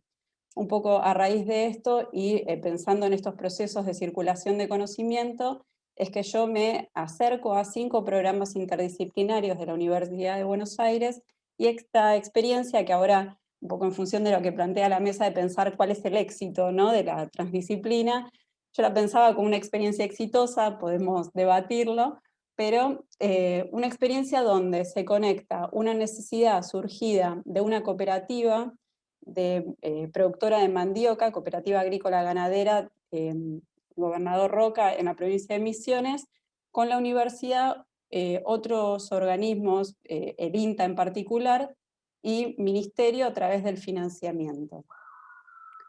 El PIUBAD, como decía, es uno de los 5 programas interdisciplinarios de la Universidad de Buenos Aires. Se crea este mecanismo entre 2007 y 2012, y el PIUBAD específicamente en 2010, es un programa de desarrollo industrial, agropecuario y de obras y servicios públicos, cada programa tiene su objetivo particular. El del PIUBAD es crear propuestas de desarrollo para el Estado Nacional. Señalo esto porque esta es una experiencia que, como vamos a ver, es atípica, porque tiene un surgimiento en una demanda puntual de esta cooperativa. El marco teórico que sigo, teórico metodológico, es el de la teoría del actor red. Para la comunicación de la ciencia no es un marco que suela integrarse. Yo traté de unir campo de CTS con la comunicación pública de la ciencia. Me está resultando un gran desafío, así que también, si después podemos profundizar en eso, entiendo que pueden tener más experiencia. Y me nutrí también para poder analizar esta práctica de coproducción, conceptualizaciones, reflexiones sobre prácticas multi, inter y transdisciplinarias, siguiendo Thomson Klein, redes de actores humanos y no humanos, referido a Latour, culturas epistémicas de Norcetina, y de Franco Berardi. Me interesó mucho estas formas de relación surgidas por necesidades y deseos que hacen a la comunidad de deseo según su perspectiva. También podemos profundizar. Es poquito el tiempo, así que voy un poco rápido. Y bueno, esto respecto de la metodología para pensar, el corpus de análisis para la conformación de las redes. No hay, si bien la TAR propone no tener un marco rígido, conceptual, también propone técnicas amplias de recolección de datos, así que, hice recolección de fuentes secundarias de forma irrestricta, entrevistas en profundidad, observación no participante y mucho relevamiento de documentos. Los objetivos de esta experiencia, en realidad esto es lo que acompaña mi tesis, siempre es reconstruir la narrativa en torno a esas articulaciones. No me interesa la red en sí misma, sino la forma como, digamos, en el devenir del relato se articulan y dan sentido para sostener las prácticas de coproducción, en este caso, y de circulación de conocimientos en general, para identificar desafíos y potencialidades. Esta es una secuencia, es parte de los resultados, que da cuenta que esta experiencia no surge transdisciplinar, también como planteaba Claudio, la dimensión del tiempo es fundamental, y hay idas y vueltas que se superponen, lo vamos a ver en un cuadro siguiente que es este, pero contando un poco la experiencia, hay una antropóloga con un trabajo de más de 10 años en la provincia de Misiones, que los últimos 3 se concentra en producción de mandioca y a través de su investigación antropológica articula con actores vinculados a mandioca. La mandioca en estas redes ocupa un lugar principal porque articula la razón o las motivaciones diversas de otros actores. Uno de ellos es la Agencia de Extensión Rural del INTA, con un perfil agrónomo, el clúster de mandioca misionera, que reúne a empresarios, productores, también a digamos, representantes del Estado nacional y provincial, y empresas, no lo comenté al principio, pero la producción de mandioca o de yuca se da principalmente en Misiones y en empresas familiares o cooperativas, ese es el modo específico. Y esta cooperativa agrícola ganadera que mencioné al comienzo de Gobernador Roca. Entonces ella, a lo largo de esos 3 años, establece vínculos por su investigación y de mucha confianza, esto también es un aspecto central, que le permite, o sea, por un lado, hacerse preguntas que sobrepasan a la antropología, lo cual la lleva a acercarse al PIUBAD, que ya existía, el PIUBAD se crea en 2010, su experiencia en Misiones es previa, y a la vez llevar al PIUBAD la articulación que ella previamente había hecho con estos actores en torno a la mandioca. Creo que para esta mesa es interesante que abunde un poco en estas distintas fases. El PIUBAD estaba en su propio proceso multidisciplinar de discusiones en torno a cómo abordar el desarrollo. Eran discusiones más teóricas, donde cada uno exponía su mirada, tenía un perfil de ciencias económicas, de agronomía y de ingeniería, el PIUBAD cuando esta antropóloga ingresa, y su incorporación se da, digamos, se producen 2 hitos medio en paralelo, que los vamos a ver en el próximo cuadrito, que es la publicación de un libro que concentra esta mirada más consensuada en torno a cómo se aborda el desarrollo, y al mismo tiempo, a través de este ingreso, nuevos objetos de estudio que implican también la posibilidad de intervención en territorio, que era algo que el PIUBAD no se proponía como objeto, ¿no? Que era de propuesta de política pública. Entonces, en esta nueva fase interdisciplinar a la que abre el libro y la incorporación de estos nuevos actores, también contribuye, digamos, la UBA, interesada por esta experiencia de la antropóloga, convoca a estos actores a participar de un encuentro presencial en Buenos Aires sobre desarrollo regional.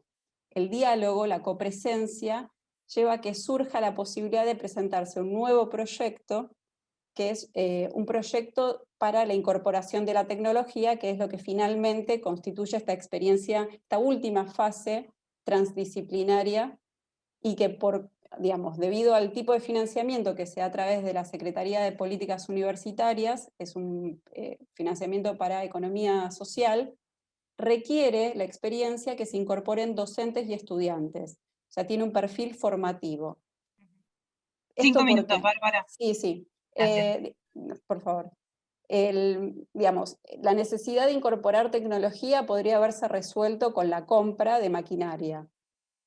El hecho de que exija esta pata formativa lleva a que sean estudiantes de ingeniería industrial y mecánica quienes desarrollen la tecnología para que pueda ser incorporada, con la participación de miembros de la cooperativa que ya habían desarrollado maquinaria propia. O sea, es un proceso de innovación dentro de la cooperativa que combina ambos saberes. Y por otra parte, el clúster de mandioca misionera también apoya la experiencia y solicita que quede disponible este saber para otras cooperativas y empresas familiares. Entonces se sistematiza de un modo que pueda ser accesible para otras empresas y cooperativas que requieran lo mismo. En este cuadro, que hace énfasis en la dimensión temporal, que también planteaba Claudio, me pareció interesante como esto, digamos, evidentemente requiere el tiempo, la posibilidad de integración, muestra cómo hay motivaciones de orden particular, digamos, la dimensión disciplinar se mantiene a lo largo de todo el proceso, la antropóloga continúa haciendo trabajo antropológico, sus tesistas también. Sin embargo, hay un momento de acoplación donde primero ella se incorpora en 2016, luego los restantes actores a través de esta convocatoria para el Encuentro de Desarrollo Regional participan en mediados de 2017, eso da causa a una experiencia transdisciplinaria, pero el PIUBAD continúa también con otro tipo de proyectos a término, que son los que financia la Universidad de Buenos Aires. No me centré en eso, después si quieren lo conversamos sobre el financiamiento a término. Y digamos, este último gráfico de red muestra cómo cada uno de los actores digamos, que se incorporan tiene un objetivo, una motivación particular que cede ante la necesidad grupal, ¿no? Se combinan en un momento, se concentran y luego cada uno, esto también se ve en las producciones que hacen, cada uno luego publica individualmente, pero la tecnología, el desarrollo, queda instalado en la cooperativa. Bueno, traté de separar entre resultados y con un poco la idea era pensar desafíos, armé un listado de preguntas y disparadores para pensar juntos. Los resultados, el tema del valor de la confianza desarrollada a lo largo del tiempo, tanto para que la demanda pueda efectivizarse por parte de la cooperativa. Esta antropóloga tenía una relación de muchos años, pero además con vínculos a través de redes sociales personales con muchos de los miembros de estas familias, y la dimensión del tiempo, en ambos casos, o sea, para que la interdisciplina o la transdisciplina pueda generarse, pero también para estos vínculos de confianza. Luego, estas relaciones de necesidad y de deseo que recuperé de Berardi, que fue para mí muy útil, porque la institución, y en particular el programa, digamos, si bien planteaba una lógica de articulación con el Estado, el deseo surgido de inquietudes aparentemente espontáneas, ¿no? O sea, la antropóloga comenta que publicó un texto de divulgación, eso es interesante para el PIUBAD, lo cofinancia, y a partir de eso luego invitan a la gente que estaba en misiones, se incorporan. Entonces, fuera de lo que era la dinámica particular del programa, a través de este deseo que surge, bueno, se desarrolla toda una experiencia que termina cambiando el modo, que acá me parece que la dimensión transdisciplinar pasa a ser crítica en términos epistémicos, porque cambia el modo incluso, no solo de conocer de los estudiantes que aprenden, digamos, en la copresencia, formas prácticas que ellos veían solo teóricas, sino dentro del programa, repensar los términos del desarrollo a partir de estos pequeños aportantes al PBI, como lo llaman los antropólogos, que no se condecía con la visión macroeconómica que tenían los miembros iniciales del PIUBAD. Bueno, respecto a la dimensión sensible corporal, esto de la copresencia en los 2 viajes que pudieron hacer los estudiantes a Misiones, también me parece interesante esta forma de articulación entre ciencia básica y aplicada, teniendo en cuenta que las universidades en latinoamericanas y en Argentina hay mucha más inversión en producción de ciencia básica, hay una gran dificultad para articular con la aplicada. Bueno, esto es, a mi modo de ver, una forma exitosa, que tiene que ver también con, digamos, juntar antropología con ingeniería, que ambos dudaban de esa posible articulación. Y en este caso pudo darse. Sí. Y bueno, la transferencia en sentido inverso respecto de cómo se apropian saberes de la cooperativa los miembros de la comunidad académica. Y con respecto a los desafíos, bueno, cómo favorecer experiencias duraderas que permitan relaciones de confianza en proyectos que son en general anuales, por las características del PIUBAD, de tanto los de divulgación como los de fortalecimiento, que son proyectos específicos, terminan en un año. Si es posible y sería útil crear bases de datos y seguimientos de acciones de vinculación, tanto intrauniversitarias como extra, porque hay mucho desconocimiento de distintos equipos de investigación que por ahí están abordando los mismos temas y que podrían articularse y no se conocen. En ese sentido, detectar comunidades de deseo, en los términos de Berardi, cómo escalar este tipo de acciones institucionales que implican mucho esfuerzo particular de cada uno de los investigadores, y que también tienen una fuerte presencia local, ¿no? Digamos, se hizo en este conjunto, en esta cooperativa, pero para replicar en otras cooperativas, pero dentro de Misiones.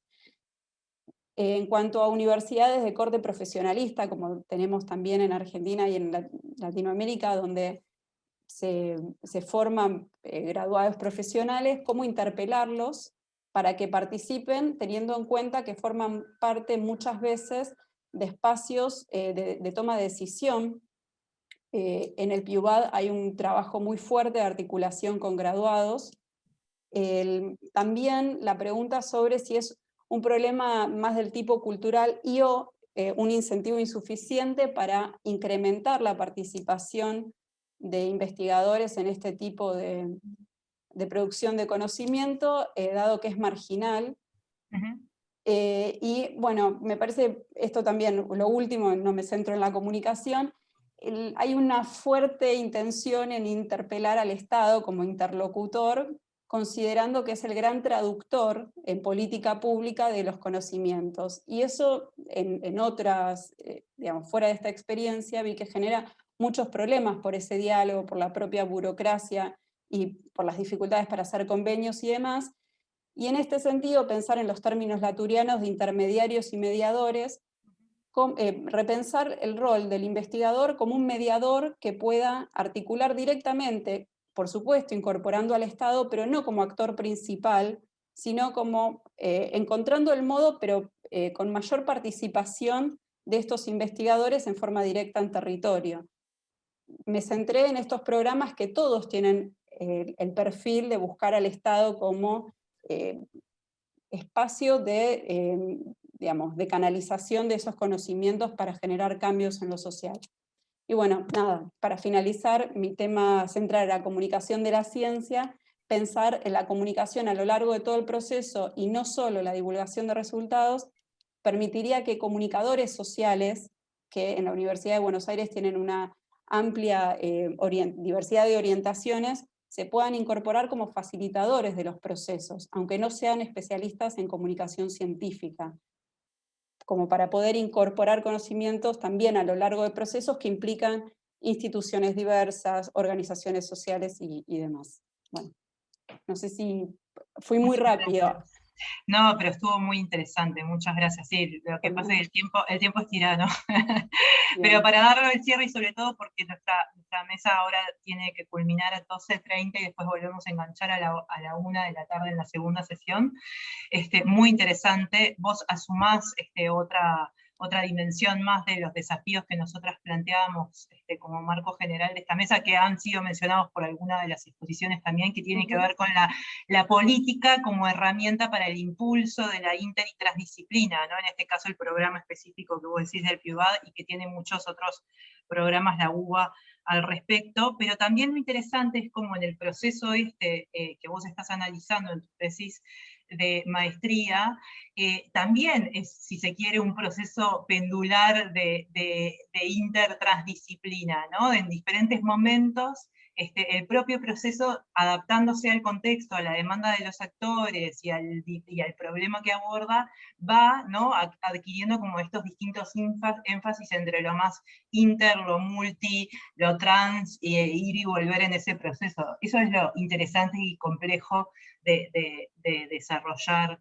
estas prácticas. Y por último, quiero mencionar algo antes de dar la palabra al resto, que me parece además muy interesante, que la mayoría de ustedes, menos Claudio, creo, todos son estudiantes de maestría, doctorado, y que ustedes mismos están desarrollando o quieren desarrollar esta interdisciplina, ¿no?, de sus marcos conceptuales. Ustedes mismos, ¿no? Desde las disciplinas que vienen, que parten, sienten como esa necesidad también de empezar a hacer esta mezcla o esta integración entre distintos marcos conceptuales. Y me parece que ahí se abre todo un campo interesante de análisis y reflexión en relación a, bueno, los estudiantes de posgrado cómo, ¿no? También llevan adelante o cómo modifican sus prácticas de investigación a partir de estas necesidades no solo de estudiar procesos interdisciplinarios, sino de la necesidad de tomar otros marcos conceptuales para analizar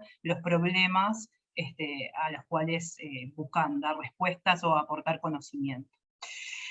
Dicho esto, voy a dejar palabra abierta si alguien tiene alguna consulta para Bárbara puntual o quizás para, Patricia. Gracias, María. Lo mío era capaz más general y sé que Claudio también está en la lista, así que sí, como quieran. Pero de esto que yo tomé nota un par de cosas, cuando la presentación de Ricardo, que creo que se conecta con esto último que traías, y lo siento en estos términos, hay como un desafío o una... hay como dos posibilidades de ver los procesos inter y transdisciplinarios. Uno a partir de lo que puede producir un grupo, integrado por diferentes disciplinas, algo más parecido a lo que traía Claudio con la presentación del núcleo, pero también esta posibilidad que me parece que hay que reflexionar y ver cómo se genera, de que una persona pueda tener una visión, intentar tener una mirada inter o transdisciplinaria de los problemas, que es tal vez desde donde me interesa posicionarme también en el estudio de la problemática de los residuos. Dicho esto, el propio autor que plantea esta estrategia metodológica habla de que la metodología se puede utilizar por una persona y genera, incluso propone algunas características de esa persona, la idea de que una persona sea generalista, que justamente no esté estructurada disciplinarmente, y como que hay algunas características particulares del propio investigador, de la propia persona que intenta tener una mirada interdisciplinaria. Algo que creo que lleva unos cuantos años en mí el interés, incluso por mi propia formación de grado. Yo soy bióloga humana, que es una carrera de grado, digamos, que se plantea como una formación interdisciplinaria. Entonces tengo esa expectativa desde hace ya capaz algunos años. Entonces plantear eso, me parece que existen las dos posibilidades, me parece que hay que estudiar y reflexionar qué significa cada cosa, pero me parece que es bastante interesante que existan o que se generen o que se profundicen en metodologías que nos permitan hacer miradas inter o transdisciplinarias, aunque seamos una persona y no un grupo, ¿no? Eso como por un lado. Y puntualmente, cosas que traía ahora Bárbara, me interesó. Lo último, esto que dijo, me parece bastante interesante, esto de que la comunicación de la ciencia no quede solo como vista en posibilidades de divulgar o de difundir resultados, sino que hay un proceso allí como para facilitar, y también me parece que hay características interesantes para desarrollar en las personas que hagan esa tarea, como esta posibilidad también de tener una mirada más amplia y más generalista para poder acompañar un proceso de comunicación de la ciencia y no solo un momento último de difundir, ¿no? Ahí me parece interesante, era como por ahí. Gracias. Está Claudio y después Ricardo. Claudio. Bueno, voy a seguir el hilo de lo de Patricia porque es muy interesante y creo que también sigue el hilo de las presentaciones. Con respecto a la comunicación estamos en un momento de enormes tensiones, yo le diría una crisis científica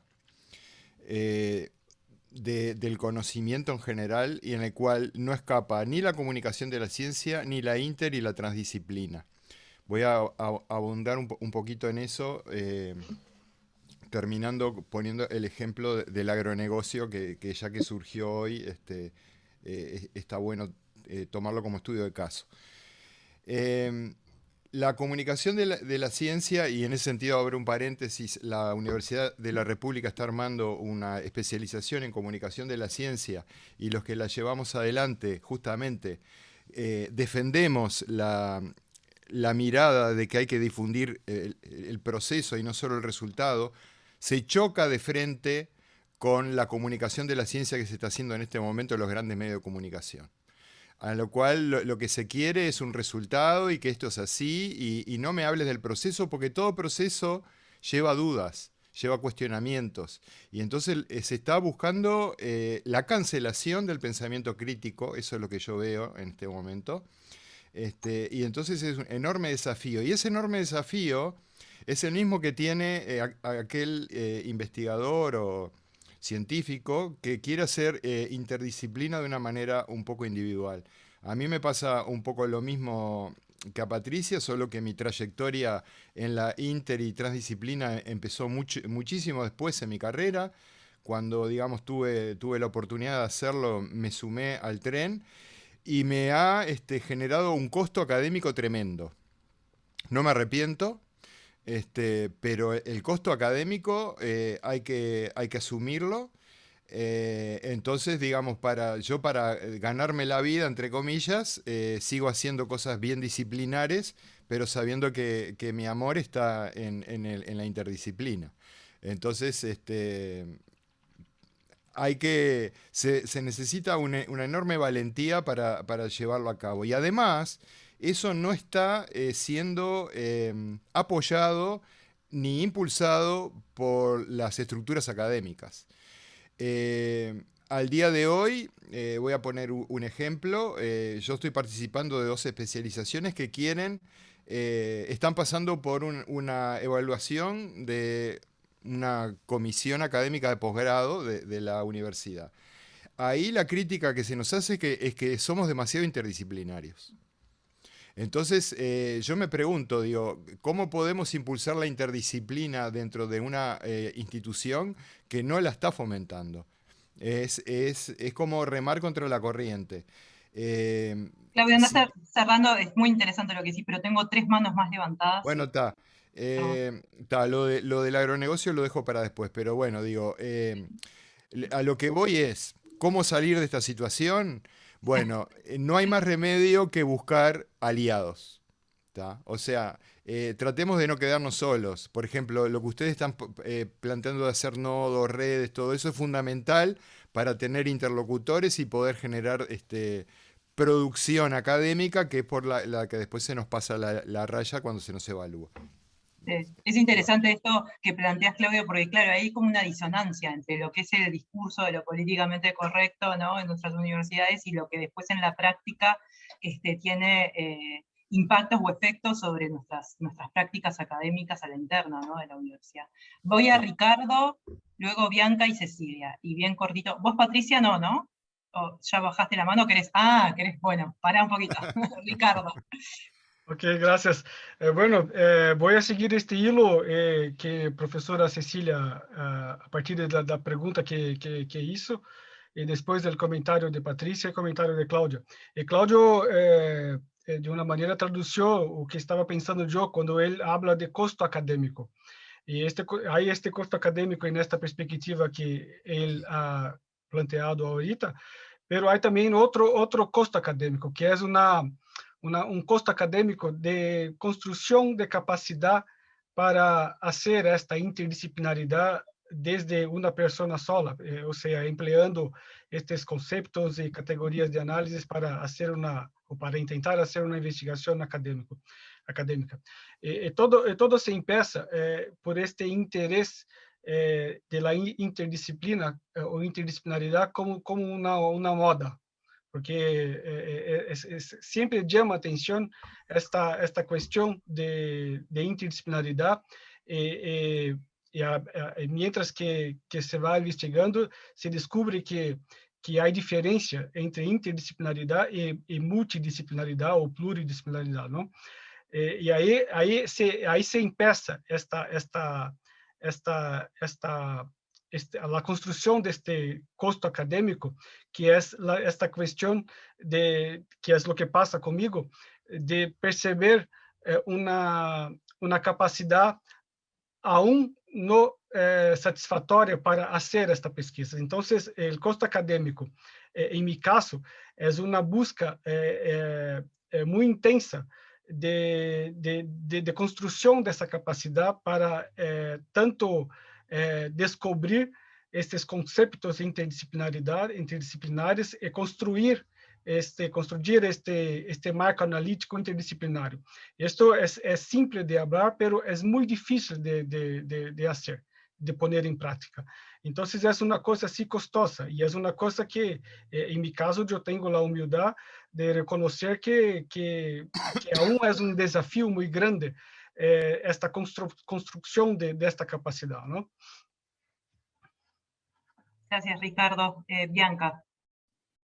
Sí, vuelvo a la presentación de Bárbara, porque quería hacer capaz que foco en algunas cosas más particulares de lo que ella había planteado. Me interesaba que Bárbara, si podés retomar una de las preguntas que planteabas para la discusión y darnos tu perspectiva al respecto.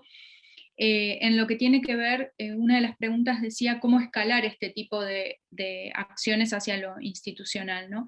Y de hecho hay una discusión muy fuerte, y ahora también a partir de la investigación sobre la pandemia y el COVID, y cómo estas relaciones de poder entre diferentes disciplinas de vuelta silencian algunas, ¿no? Y sobre todo las humanidades, las ciencias sociales y lo que tú planteabas, ¿no? Estos abordajes más micro de la antropología. ¿Tenés respuesta para tu pregunta de cómo escalar este tipo de estudios y cómo ponerlos en valor por lo que implican para lo interdisciplinario? Bien, en principio entiendo que tener mayor conocimiento al interior de la institución, digamos, que exista áreas que no estén conformadas por solo 2 personas, como es el caso del área de vinculación que coordinaba los PIU hasta hace un año, enriquecería mucho, o sea, tener ese conocimiento permitiría pensar formas, en principio, de relacionarlos, que se escuchen.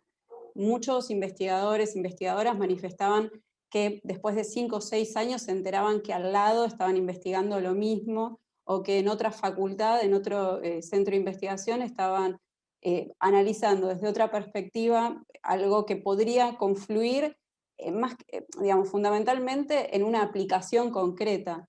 Entonces sí serviría que existan institucionalmente áreas que conozcan, o sea, que puedan mirar cruzado y que no queden digamos, acotadas a unidades académicas, porque quizás cada unidad académica sí tiene conocimiento de lo que producen sus centros de investigación, pero, y esto, digamos, pasa en la Universidad de Buenos Aires, no sé si Cecilia, que tiene muchísimo más conocimiento que yo de cómo funciona rectorado, digamos, rectorado no tiene esa información, o al menos el secretario de Ciencia y Técnica manifestó en la última reunión bastante desinformación sobre lo que pasaba en los PIUAS. Entonces, si la instancia de la cual dependen los programas no tiene el conocimiento suficiente para saber qué se hace en los distintos centros, como para tratar de integrar, es difícil. Creo que escalar, o sea, se podría escalar tratando justamente en términos de esto de la comunidad de deseo, que quizás suena un poco alejado de lo empírico concreto, pero identificar quiénes son los que están interesados, por ahí en vez de deseo hablemos de interés, cuáles son los grupos, los equipos o individuos, porque el rol individual también termina siendo muy relevante, que están interesados en ciertos problemas, más que áreas de investigación, en problemas a resolver, y tratar de vincularlos. Y el tema de los graduados también me parece una forma de escalar desde la institución.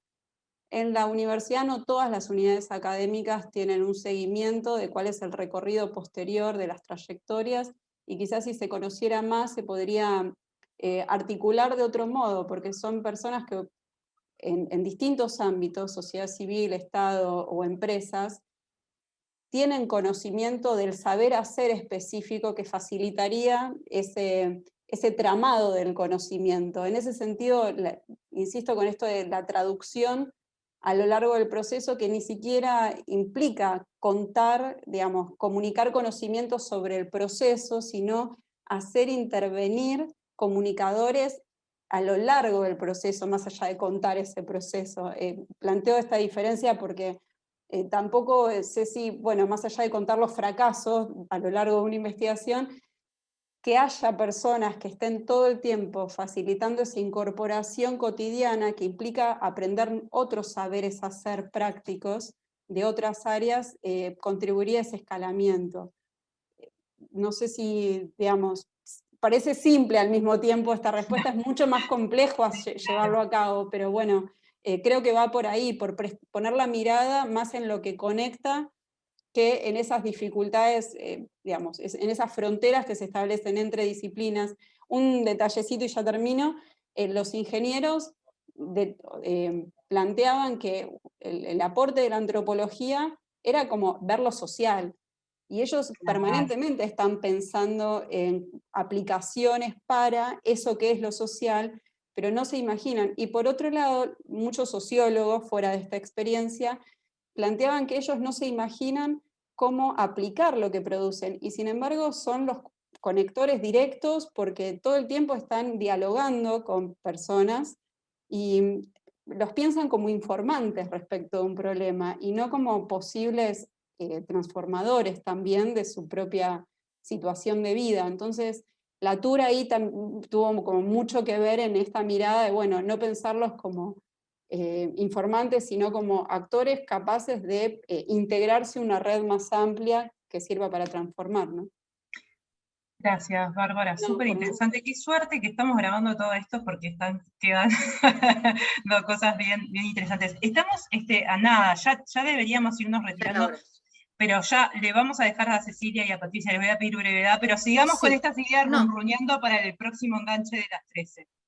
Bueno, muchas gracias por todas las participaciones. Yo quería señalar del trabajo de Bárbara la idea de alguien que esté estudiando un poco desde afuera, podríamos decir, un proceso interdisciplinario, como el que ella hizo con este proyecto, en el que están unidos ingenieros, antropólogos, de una manera virtuosa, después con los propios productores de mandioca, y también, no sé, estas ideas de, no sé, un psicoanalista como Berardi, no sé, que está incorporada desde ella, desde Bárbara, desde la investigadora, como un elemento que es importante. Y ahí vuelvo un poco a lo de Patricia, a lo de Ricardo, ¿no? Si uno lee, no sé, la bibliografía, Sheila Hassanov, por ejemplo, siempre se habla de cómo la interdisciplina transforma la propia identidad. Eso siempre a mí me ha llamado la atención. La gente dice, yo no sé, yo estudié tal cosa, ahora no sé qué soy, ahora soy otra cosa, porque claro, los objetivos, la escucha, te transforma también. No escindiría tanto la práctica más colectiva de esa transformación individual, un elemento que sí, que es deseo, es motivación, puede ser interés también, pero que tiene esa faceta personal. Por ahí la seguimos a la tarde un poquito con esto. Seguimos a la tarde. ¿Sí, Patricia? Cerrás vos, mira la responsabilidad. Cierro, y dejo colgaditas algunas ideas. Quería recapitular algo que mencioné en la presentación sobre tal vez también la oportunidad que brindan los procesos de extensión y en especial las prácticas integrales. Otra cosa que me interesa bastante y trato de bajarlo ahí sí a mis tareas docentes es de qué forma los estudiantes se pueden empezar a formar o tener un primer contacto con experiencias que sean interdisciplinarias. Y ahí aparece esta forma o este dispositivo, digamos, que tenemos pedagógico en la Universidad de la República en términos de espacios de formación integral. A mí me parece que son muy ricos y me parece que por ahí también hay que capaz cuestionar qué tipo de extensión. Hay diferentes modelos también de extensión y aquellos que provienen o aquellas prácticas que provienen de la extensión crítica creo que permiten también trabajar, enseñar, aprender en la práctica de procesos interdisciplinarios intentando abordar o enfrentarse a diferentes problemas de la realidad, ¿no? Lo dejo colgadito como por ahí porque me parece que... Pensémoslo eso después a la reflexión final de la mesa. Yo tenía un par de preguntas en relación a eso. Bueno, estimadas, estimados, muchísimas gracias. ¿Les parece? Nos encontramos a las 13. La verdad que se está dando bien interesante, así que esperamos... Mismo link, ¿no, María? Mismo link, misma sala. Misma sala, así que nos vemos a las 13 para la segunda tanda de presentaciones. Chao. Chao.